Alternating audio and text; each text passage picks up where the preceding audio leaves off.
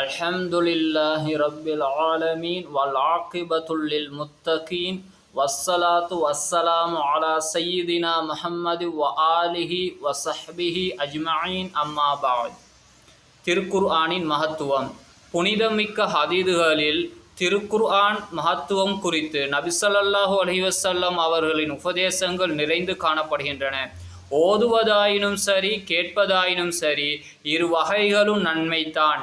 எனினும் சில மகத்துவங்கள் இங்கே சுருக்கமாக எழுதப்படுகின்றன.